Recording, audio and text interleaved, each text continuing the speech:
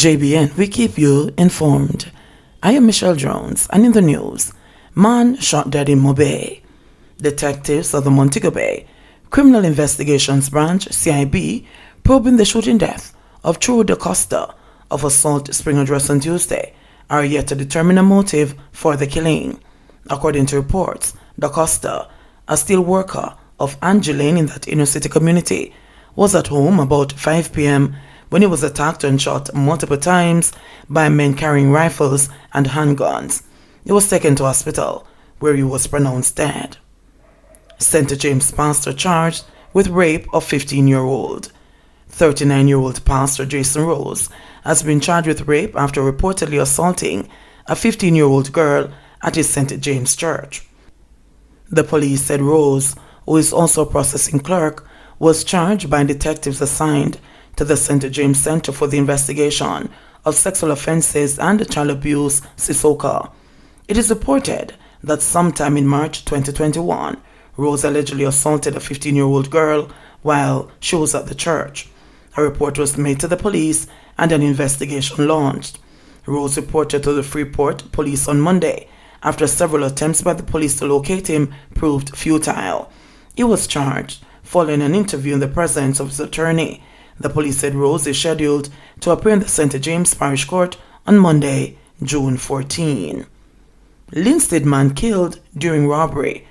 The Jamaica Constabulary Force JCF has confirmed a murder, which has drawn outrage from Councillor for the Treadways Division near Linstead Division in St. Catherine, Sydney Rose. The victim is 51-year-old Higgler Courtney Demetrius, also known as Blacks. He was stabbed during an alleged robbery which the JCF said took place on Sunday, June 6, at Rossapen District in the Linstead Police area. Reports on the Linstead Police are that about 10:30 p.m., Demetrius and another man were walking home when they were pounced upon by men armed with knives. Demetrius's friend ran and alerted members of the community. Demetrius was robbed and stabbed several times. He was taken to hospital by citizens where he died while being treated. The Linstead police are investigating. In the meantime, Councillor Rose in a statement said he is shocked by the tragic death of his political supporter. I woke up to devastating news that a resident from one of the communities in my division was robbed and brutally murdered. What I heard next was even more of a shocker. The victim was my good friend and supporter from the time that I came to Treadways Division. He was hardworking, dedicated to anything he was working on, humble, kind, and a good human being. He didn't deserve this. I use this opportunity to again extend my deepest condolences to his family and all who are affected by his death.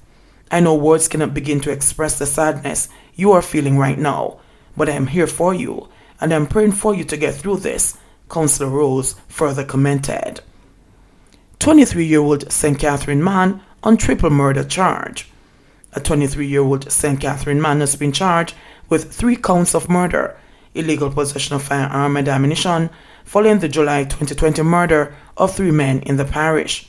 Charged is Oral Johnson, otherwise called Moti, of St. John's Road, Spanish Town in the parish. According to the police, Johnson was picked up on June 1 in connection with the deaths of 42-year-old fisherman Taffa Williams, 24-year-old electrician Jace Mighty, and a 25-year-old customer service representative Rashid Vassal. Lawmen said that about 12:30 a.m., Johnson allegedly entered a house occupied by the men and fatally shot them execution style. The police said Johnson was picked up during an operation in his community and is subsequently charged. He is scheduled to appear before the St. Catherine Parish Court on Tuesday, June 15. Caymanian family charged with stealing Jamaican boy. A Caymanian woman and her son have been charged with stealing a 12-year-old Jamaican boy and mistreating him. They have been identified as 59-year-old Lurleen Viola Henry Smith and 42-year-old Anthony Ricardo Jackson from East End, Cayman, who are facing charges of stealing a child and cruelty to a child. It is alleged that they enticed the child from Jamaica to the Cayman Islands, where he was abused, neglected, and enslaved. According to a Cayman News Service report, Henry Smith and Jackson were arrested in April 2019. more than 3 months after the child arrived, but charges were not brought until May 2021 after a long investigation. The report noted the Crown's case, which said the child was sent to Cayman as a result of an arrangement between Smith and his family, who believed he was going there to get a better chance at life. However, the child was locked in the home and made to undertake domestic chores. He was also never enrolled in school, the report said.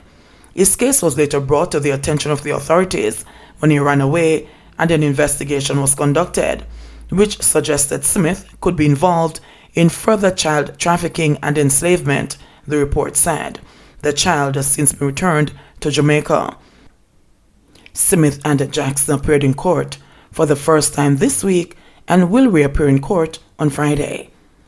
Malahoo Fort tells violence producers in Mount Salem to stop it. Member of Parliament, MP for St. James West Central, Marlene Malahoo Fort, is warning the perpetrators behind the recent deadly shootings in Mount Salem that the law will catch up with them. Prime Minister Andrew Holness had declared the first zone of special operations, ZOZO, in sections of Mount Salem in 2017, which successfully stemmed violence in the community.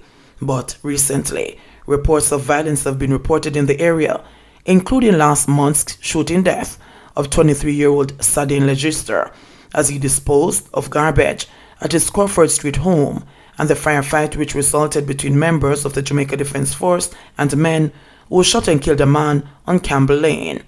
I'm not going to sit back as Member of Parliament and allow people to be slaughtered left, right, and center. So here's my appeal to those of you. You know who you are. I beg you to stop it.